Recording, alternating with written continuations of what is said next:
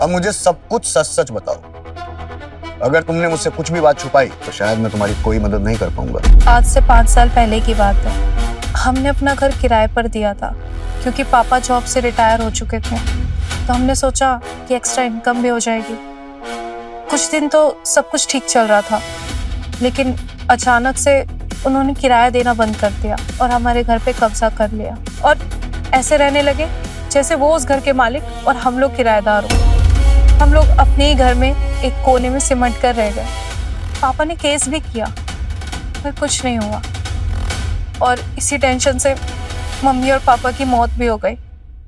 अब उस घर में मैं और मेरी बहन श्रेया रह गए थे।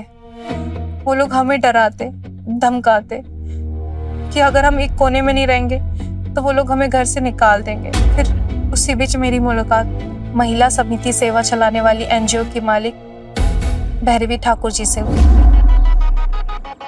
भैरवी मैम, अब ना तो हमारे पास घर बचा है और ना ही फ्यूचर। अब हम दोनों बहनों का क्या होगा? तुम घबराओ मत सोनिया, मैं तुम्हारे साथ हूँ। मैं तुम्हें तुम्हारा घर वापस दिलवाऊंगी। वो बड़े बदमाश है मैडम, आसानी से नहीं चाहेंगे। तुम मेरे पति मुन्ना ठाकुर को नहीं जानती हो?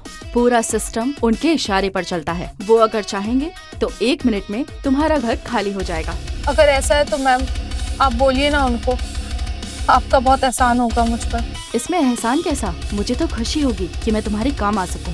तुम ऐसा करो, कल उनसे मिलने के लिए मेरे घर आ जाओ और रात में ही आना। कल उनका बर्थडे जो है, इसलिए वो काफी देर तक बिजी रहेंगे। लेकिन घबराओ मत सोनिया, मैं उन्हें तुम्हारे बारे में पहले ही सब बता दूंगी। ठीक। फिर अगले दिन की रात मैं एक गुलदस्ता लेके मुन्ना ठाकुर से मिलने गई और मेरे साथ उनकी बीवी भैरवी ठाकुर भी थी। ये सोनिया है, इसके बारे में मैंने आपको बताया था ना? हाँ हाँ हाँ। Happy birthday Netaji. Thank you so much. बैठो। Thank you.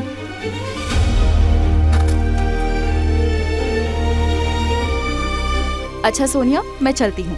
तुम नेताजी को खुलकर सारी बातें बताना, संकोच मत करना। Happy birthday.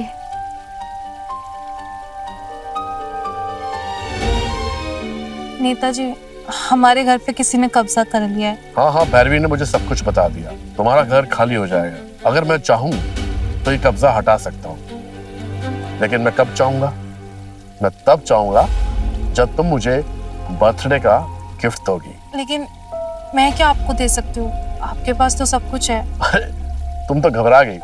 मैं तो बस जूस पीने के लिए कह रहा था। तुम जूस पी लो, यही मेरे लिए बर्थडे का गिफ्ट है।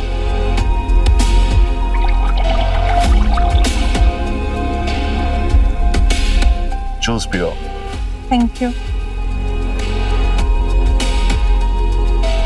कैसा लगा? अच्छा है। और पियो।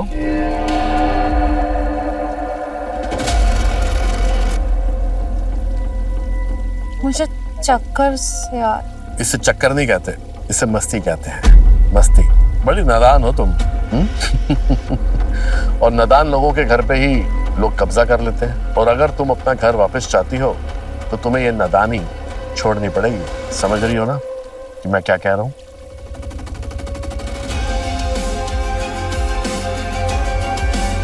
मैं वैसी लड़की नहीं हूँ, आप गलत समझ रहे हैं। तुम उस शरीर को बचा रही हो जो नश्वर है। अगर शरीर को बचाओगी तो अपने लक्ष्य से दूर हो जाओगी। लेकिन मैं दूर नहीं जाना चाहती, मुझे कुछ हो रहा है।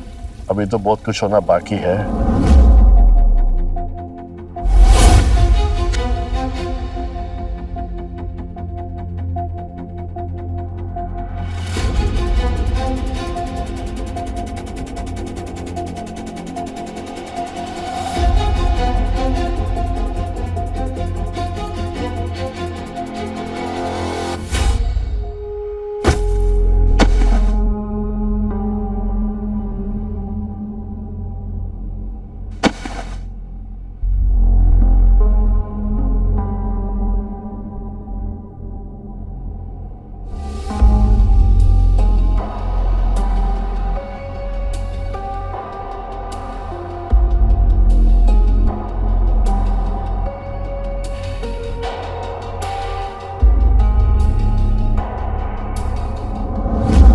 के नशे में मैं उसकी गुलाम बन गई थी। उसने मेरे साथ जमकर खेला। जब वो ठंडा पड़ गया और मेरा नशा उतरा तो मैं वहां से निकल गई थी। अगले दिन हमारा घर खाली भी हो गया था। इस बात से मेरी बहन श्रेया बहुत खुश थी। दीदी, फाइनली हमारा घर खाली हो गया। देखो ना कितना अच्छा लग रहा है यहाँ पर छत पे। अब हम बालकनी में आराम से घूम सकते हैं। अब हम पूरे घर में घूम सकते हैं, गमले भी लगा सकते हैं, पार्टी भी कर सकते हैं। आज आजादी का एहसास हो रहा है। आजादी के लिए कुर्बानी भी देनी पड़ती है श्रेया। सही कह रही हो दीदी। हमारे मम्मी पापा लड़ते लड़ते शहीद हो गए, लेकिन जो काम हम सालों में नहीं कर पाए, मुन्ना ठाकुर ने एक दिन में कर दिया। मुझे मुन्ना ठाकुर से मिलना है दीदी। नहीं, कोई जरूरत नहीं है। तुम अपनी पढ़ाई पर ध्यान दो। मैं थैंक यू बोल दूंगी तुम्हारी जगह। ठीक है, मत मिलवाओ। मैं खुद उनसे जाकर एक ना एक दिन मिल लूंगी। चलो ना दीदी, आज कुछ अच्छा बनाते हैं। खुशी का दिन है। तुम जाओ, मैं आ रही। ठीक है दीदी, जल्दी आना।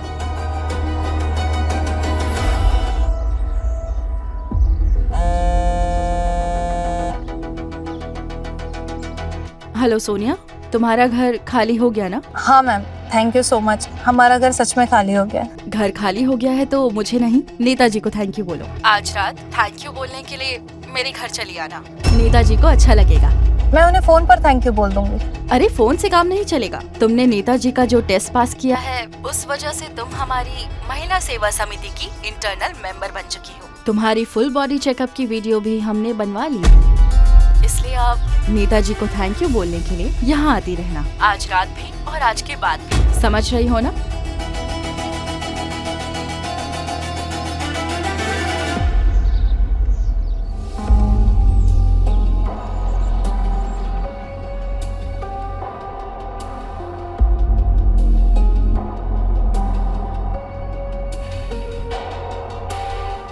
अरे आओ मेरी जान, कब से तुम्हारा मैं इंतजार कर रहा हूँ। आओ आओ ना, दरवाजा तो बंद करो। आओ बैठो।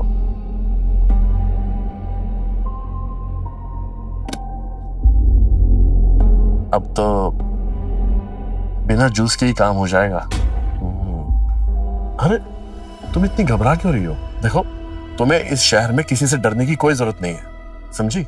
मेरे अलावा तुम्हें कोई टच भी नहीं कर सकता। देखो, आज मैं बहुत थक गया हूँ। वो सामने तेल पड़ा है, थोड़ी सी मालिश कर दो ना, तुम्हारे हाथ से पूरे शरीर में ना जान आ जाएगी, तो फिर बहुत मजा आएगा। करें?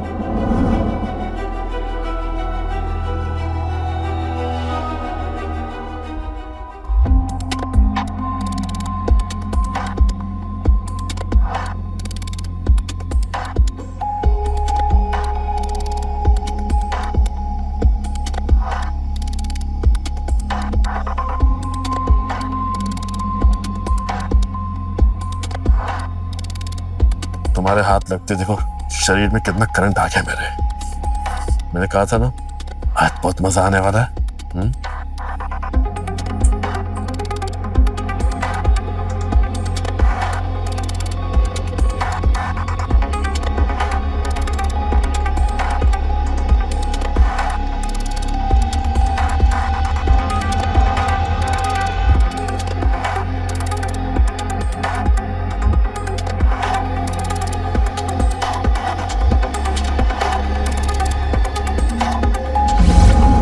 धीरे धीरे मैंने इसे अपनी नियति मान के एक्सेप्ट कर लिया था। मुन्ना ठाकुर जब भी मुझे बुलाता, मुझे जाना पड़ता था। ये सब करते हुए 1 साल बीत चुका था और मुन्ना ठाकुर का बर्थडे आ चुका था। और इस बार फिर उसकी बीबी भैरवी किसी लड़की को उसका बर्थडे गिफ्ट बना के प्रेजेंट करने वाली थी।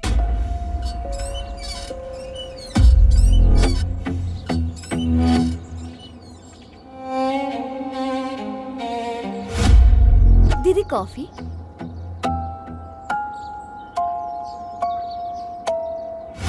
क्या हुआ? ऐसे क्यों खड़ी है? दीदी, मेरा एक काम करोगी प्लीज? मना मत करना। क्या काम है बोल। मेरा एक दोस्त है शेखर, वो कॉलेज के इलेक्शन में खड़ा होना चाहता है। लेकिन कुछ लोग उसे धमका रहे हैं। अगर इलेक्शन में खड़ा हुआ तो उसे जान से मार देंगे। आप मुन्ना ठाकुर से बात कीजिए ना दीदी। तू इन सब चीजों पे ध्यान मत दिया कर, अपनी पढ़ाई पर ध्यान दे। कुछ नहीं रखा इन सब चीजों में। इसका मतलब आप मेरी हेल्प नहीं करोगी? ठीक है, फिर मैं ही कुछ करती हूँ। इस फोन को भी अभी खराब होना था। तुझे अगर किसी से बात करनी है तो मेरे फोन से कर ले। नहीं, तुम अपना फोन अपने पास ही रखो। देखो, कोई बेवकूफी मत करना। मैं तेरी बड़ी बहन हूँ, तेरे अच्छे के लिए ही बोल रही हूँ। मुझे कुछ भी बात नहीं करनी आपसे। इस लड़की को लगता है मुन्ना ठाकुर कोई मसीहा है। कहीं ये कोई बेवकूफी ना कर ले। मैं पूरा दिन घर के काम में बिजी थी, बहुत टाइम हो गया था, रात ज्यादा हो गई थी, तो मुझे श्रेया की टेंशन होने लगी। मैंने उसके दोस्तों को भी कॉल किया, पर उसका कुछ पता ही नहीं चल रहा था। वो पहले इतना लेट कभी नहीं हुई थी। मुझे समझ नहीं आ रहा था कि मैं क्या करूं। मुझे बहुत ज्यादा फिक्र होने लगी कि वो इतनी रात को कहाँ हो गई। पहले कभी उसने इतनी देर नहीं की थी। फिर अचानक से मेरे फोन पे कॉल आया भैरवी जी का। भैरवी मैम, इतनी रात को? हेलो। हाँ भैरवी मैम, बताइए कैसे याद किया आपने? तुम्हें शायद पता नहीं, आज नेताजी का बर्थडे है। मुझे याद है। वैसे आज तो आप उन्हें नई लड़की दे रहे होगे ना, एज अ बर्थडे प्रेजेंट? यही बताने के लिए तो तुम्हें फोन किया है। बधाई हो, तुम्हारी बहन ने तुम्हारी बराबरी कर ली है। मेरी बराबरी मतलब? जानते हो आज नेताजी को बर्थडे गिफ्ट में मैं क्या दे रही हूँ? तुम्हारी बहन। मेरी बहन? वो वहाँ क्या कर रही है? उसके किसी कॉलेज के साथी को इलेक्शन में कोई धमकी दे रहा है। वो नेताजी से सपोर्ट चाहती है। मेरे पास मदद मांगने आई थी। मदद मांगने वाले को मैं कभी खाली हाथ नहीं भेजती। मैंने उससे बोला कि तुम सौभाग्यशाली हो कि आज नेताजी का बर्थडे है। आज रात को नेताजी को हैप्पी बर्थडे बोलना और तुम्हारा काम हो जाएगा। अभी वो नेताजी के साथ ही बैठी है। अगर तुम लोगों ने मेरी बहन के साथ कुछ भी किया ना, मैं तुम लोगों को जिंदा नहीं छोड़ूंगी। Hello hello.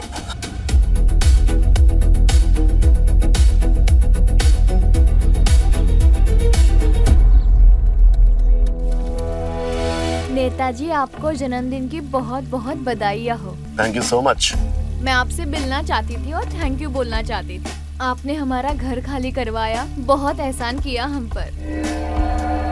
आपने हमारा घर भी खाली करवाया, हम पर बहुत बड़ा एहसान किया है आपने। एक्चुअली एक और प्रॉब्लम हो गई। अच्छा, वो कॉलेज के इलेक्शन वाली ना, भैरवी ने मुझे बताया कि तुम्हारा कोई फ्रेंड कॉलेज के इलेक्शन में खड़ा हो रहा है और उसको धमकियां आ रही। तुम टेंशन मत लो, मैं हूं ना, सब ठीक हो जाएगा। भैरवी, जूस पिलाओ इनको। हाँ, लो ना। राबिट, अरे जूस पियो ना। जो हमारे साथ जूस पीता है उसका काम हो जाता है। मैं कुछ समझी नहीं। अरे मजाक कर रहा हूँ, तुम जूस पियो।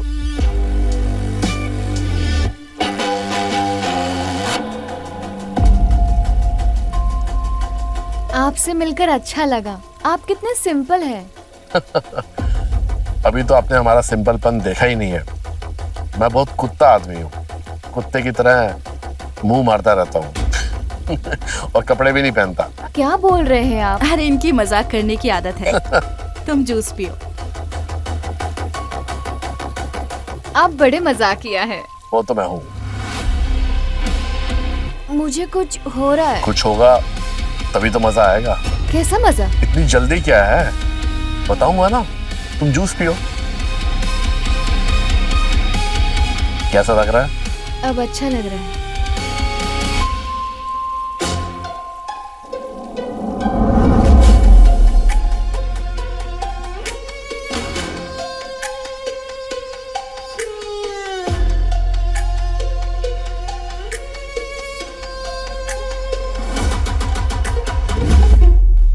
कहाँ है मेरी बहन? क्या करने आई हो? श्रेया के साथ ऐसा नहीं करना था, मैं उसको ले जाने आई हूँ। श्रेया नेताजी का बर्थडे गिफ्ट है। वो रात भर नेताजी के साथ रहेगी। सुबह होने से पहले उसे कोई नहीं ले जा सकता। प्लीज मेरी बहन को छोड़ दीजिए, प्लीज। नहीं छोड़ सकते। तुम्हें बात को समझना होगा। यहाँ का रूल है और रूल कोई तोड़ नहीं सकता। सुबह श्रेया सही सलामत तुम्हारे घर पर पहुँच जाएगी। उस दिन तो मैं घर लौट आई, पर मैंने फैसला कर लिया था मैं मुन्ना ठाकुर से बदला जरूर लूंगी।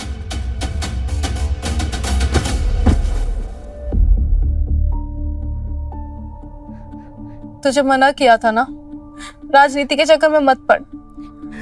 मैं तुझे मुन्ना ठाकुर से दूर रखना चाहती थी। जो उसने रात तेरे साथ किया, मेरे साथ पिछले 1 साल से हो रहा है।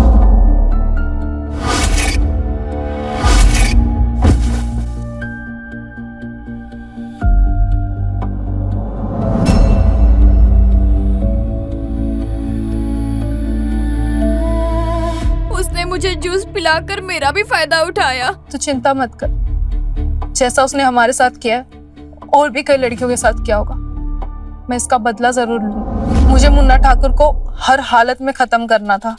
मैंने उसे कॉल किया कि मैं आ रही हूँ। उसे मेरी बहन श्रेया को बुलाना था। मैंने कहा कि उसकी तबीयत ठीक नहीं है। फिर मैं उसके घर चली गई।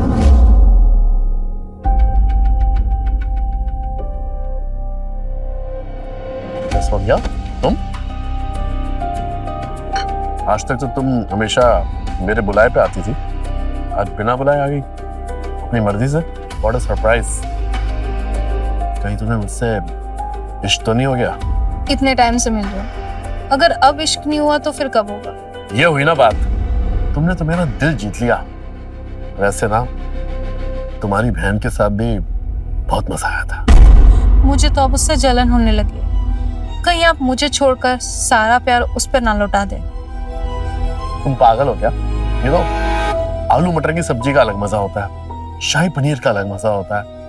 और मेरी बीवी ना, वो तो बंद गोभी की तरह है। मैं तो उसको भी टेस्ट कर लेता हूँ। तो तुम घबराओ मत, तुम्हारी इंपॉर्टेंस अपनी जगह है। समझी? मुझे पता है, इसलिए तो मैं आपको इतना चाहती हूँ। सीरियसली? वैसे मैं आपके लिए कुछ बना के लाई। तो पहले कुछ पियोगी? नहीं नहीं, मैंने आपके लिए कुछ है, अपने प्यार का सबूत। अच्छा, ये मैंने अपने हाथों से बनाया, खास आपके लिए। अब अपने हाथों से बनाया है तो खिलाऊंगी भी अपने हाथों से। चलिए आखिरी पहले छोटी सी किसी करेंगे। इतना बड़ा? हाँ। खा लूं?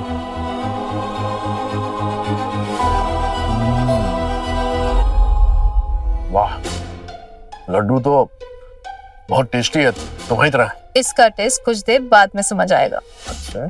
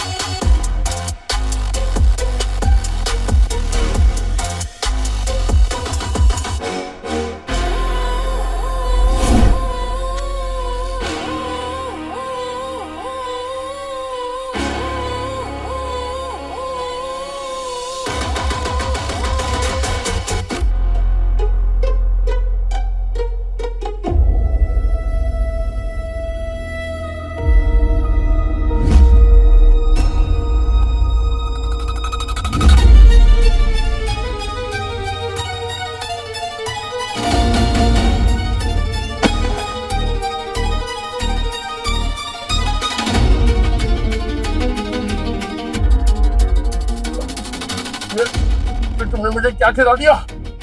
तुम्हारी मौत।